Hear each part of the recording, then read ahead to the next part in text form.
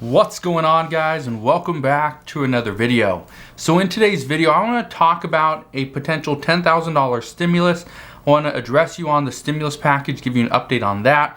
We're going to talk about the good news that the debt ceiling increase has been agreed upon. It has not yet been passed, but we'll talk about that in today's video. And I also want to give you some daily news as well. First off, just welcome back. Today is December 7th, which means we are 8 days away from the debt ceiling limit. That is our official X date. Good news is we at least have an agreement as of right now, but it is not done until it is done. So I will address that in just a minute. Now, if you have any questions on stimulus, on the infrastructure bill, on the debt ceiling, the National Defense Authorization Act, anything within Congress, politics, or in finance, let me know. You can always ask your questions down in the comment section below. Now, reports show that about 40% of Americans are actually against the Build Back Better Act. They say that there's actually not enough in this bill for us, so why should we even support this? But many don't agree that more benefits right now should be going out to illegal immigrants over the American citizens. But I'm not going to get into that in today's video. I want to just address that this is just one of the reasons why many Americans are against this. Many people say there's too much money going out, too much money going to other countries, illegal immigrants, and not to the American people who will ultimately have to pay for this. Now, where are these $10,000 stimulus talks coming from?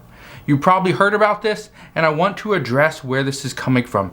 We are getting a lot of new reports over the past week or so about upcoming stimulus, more checks, all these things that are coming out. Now, I addressed yesterday how there is a lot of money going out for college students, which is good there.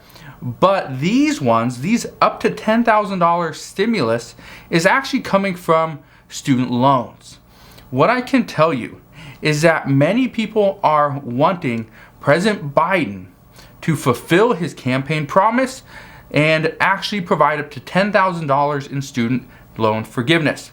Now, this would benefit about 42 million people. There's currently about 45 million people that have student loan debt. But according to the last estimates, there's about 42 million of those people that have a federally backed student loan. So here's what I can tell you. Multiple sources today are saying that Democrats want the $10,000 in student loan forgiveness included into the Build Back Better Act.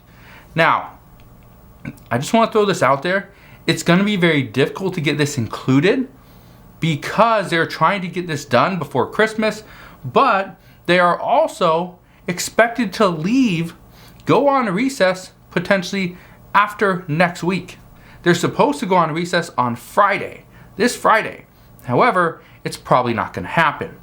But here's what is going to happen. Democrats are going, and specifically lawmakers, are going to at least put pressure on President Biden and to make him fulfill his promise and have him live up to it is pretty much what they're asking. But what we are hearing is that Democrats waited for President Biden to forgive student debt on his own, and they told him they could wait. However, according to many, the wait is up, that they cannot wait any longer, especially at the fact that the student loan payment pause expires on January 31st, which means on February 1st, 2022, all these millions of Americans will have to start paying back their student debt. So here's what I can tell you. Lawmakers understand that providing a stimulus check is not going to happen. No way, no how. There's no way all 50 Senate Democrats could get on board with that. However, they are expecting that some could actually, change kind of where that money's coming from. And by canceling student debt or up to $10,000, it's effectively the same thing as a stimulus check. But it just doesn't go out to 100 and some million Americans. It goes out to just those with student loans. So I just want to be clear on this. Is there a stimulus check coming? No. Is there a stimulus type assistance or relief in the works? Yes. Will it pass through Congress? We don't know.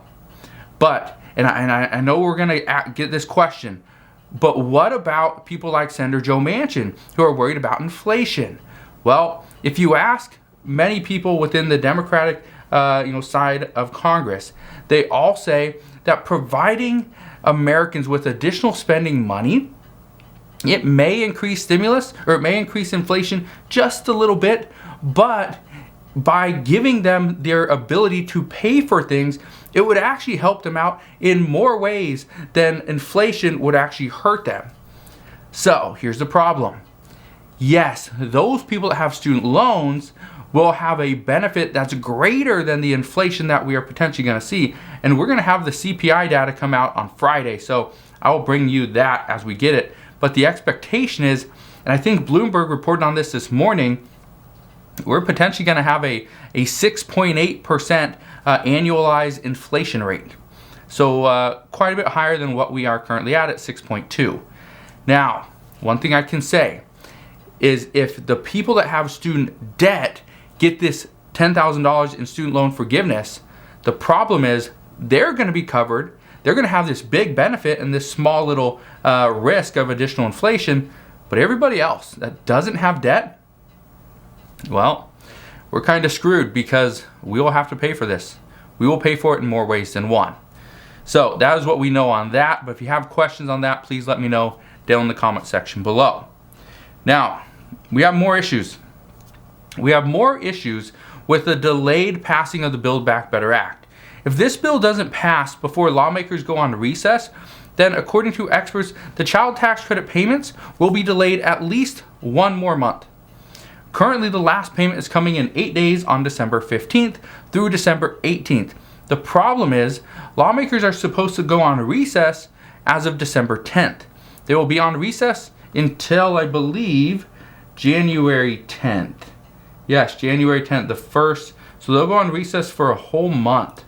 How great is that, right? A whole month off. That would be great. That would be awesome. But here's the issue. They come back on January 10th, which means if the bills or the child tax credit payments come out on January 15th, normally the problem is the Senate and the House would both have to agree to this bill within those 5 days. It would have to go to President Biden's desk, which would most likely happen the following day. So that would at least be probably the 12th, right? Let's say the Senate passes it on the 10th, the House passes it on the 11th, goes to President Biden's desk on the 12th. Well, then the IRS still has to get this. Then, once they get it, they have to adjust their systems to make sure the payments go out. So chances are payments will be delayed at least 1 month. So not great news for many of those that are requiring these payments to just stay on top of their bills. But reports indicate that these payments, they cut child poverty in half. They provided food, shelter, and other assistance to families and children. And without these, it would create a major burden for millions of families. So, if you are pretty much requiring these and a lot of your expenses are being paid from these payments, just understand it could be a very hard January. So, just expect that. Expect the worst, but prepare for the best. So, or expect the best, prepare for the worst. My bad.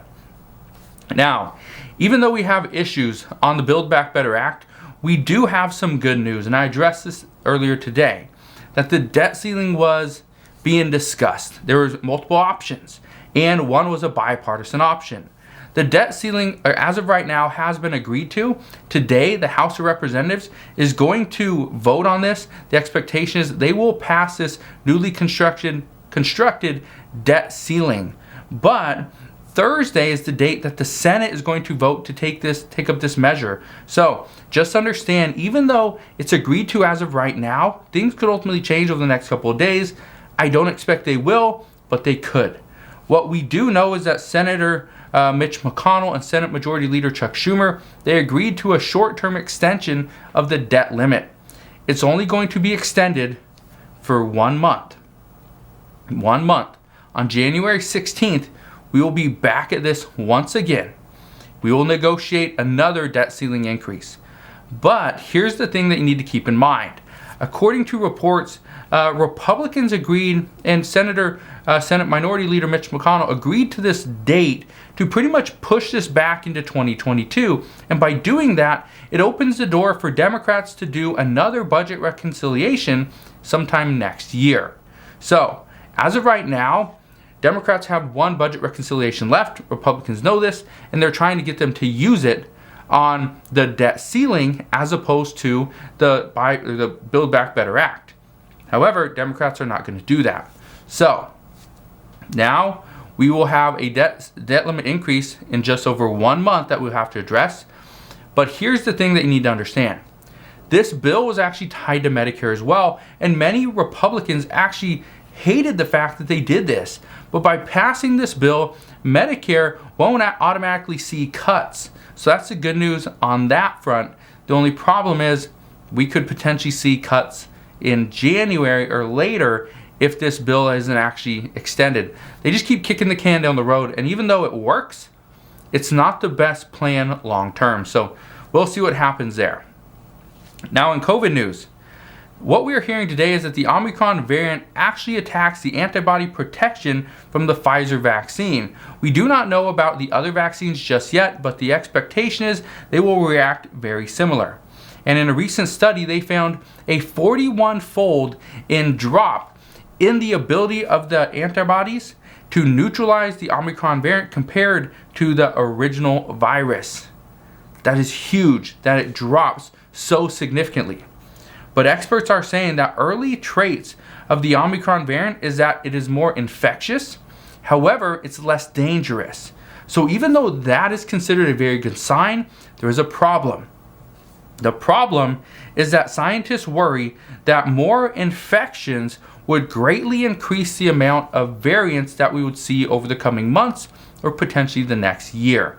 So, what I can tell you right now is scientists and health experts are very worried, not because it is less dangerous, because the danger factor here, or the hospitalizations we're seeing, but because it creates more infections. So we will see what happens as we move forward, but what I can tell you right now is there is at least some good news as of today. So if you have any questions whatsoever, please ask your questions down in the comment section below. Again, thank you guys for watching. Have a wonderful rest of your day. If you enjoyed today's video, make sure you hit that like button. It really does help out the channel. Also, consider subscribing so you never miss an update. Again, thank you guys for watching, and I'll see you guys on the next one.